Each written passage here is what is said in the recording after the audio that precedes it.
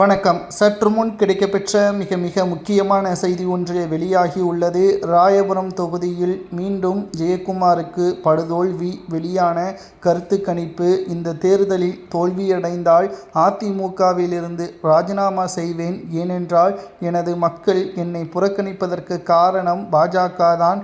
பாஜக அதிமுகவுடன் கூட்டணி வைக்கக்கூடாது என்று பலமுறை எடப்பாடியிடம் தெரிவித்தேன். ஆனால் என் பேச்சை கேட்கவில்லை.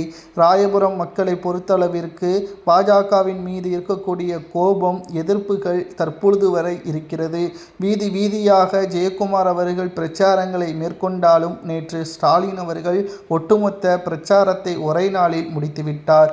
ஜெயக்குமார் அவர்கள் மீண்டும் தோல்வியை தான் தழுவார். அதற்கு காரணம் பாஜக மட்டும்தான்.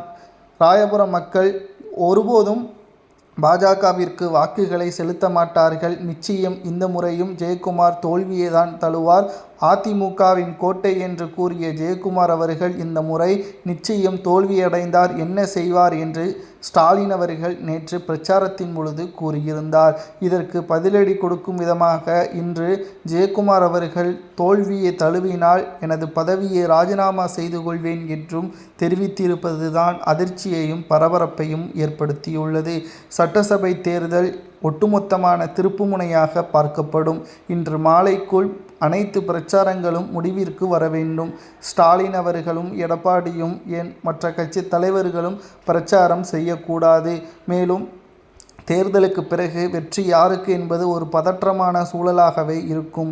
இந்த தேர்தல் கடந்த 50 ஆண்டுகளுக்கு பிறகு நடக்கக்கூடிய முக்கிய தேர்தலாகவும் வாக்கு வங்கிகள் அதிகரிக்கும். அதற்கு காரணம் SIR படிவத்தில் பல வாக்காளர்கள் நீக்கப்பட்டதும் முக்கிய காரணமாக அமையும்.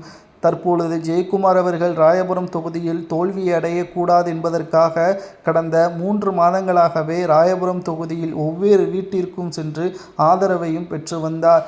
ஆனால் நேற்று ஒரே பிரச்சாரத்தில் ஒட்டுமொத்தமாக ஜெயக்குமார் அவர்கள் தோல்வியை தழுவ வைப்பீர்களா என்று ஸ்டாலின் அவர்கள் கேட்டதற்கு ஒட்டுமொத்த கூட்டமும் பாஜகவின் ஆதரவை பெற்ற அதிமுக தோல்வியை தழுவும் என்று கூறியதுதான் ஜெயக்குமாருக்கு அதிர்ச்சியையும் பதற்றத்தையும் ஏற்படுத்தியுள்ளது. இந்த தேர்தலில் தோல்வியடைந்தால் அதற்கு முழுமையான காரணம் பாஜக தான். ஜெயக்குமாரை அப்பகுதி மக்கள் வெறுக்கவில்லை, பாஜகவை முழுமையாக வெறுத்துள்ளது. இதனால் தோல்வியை தழுவினால் ராஜினாமா செய்வது உறுதிதான் என்ற தகவல் சமூக வலைதளங்களில் பரபரப்பை ஏற்படுத்தியுள்ளது.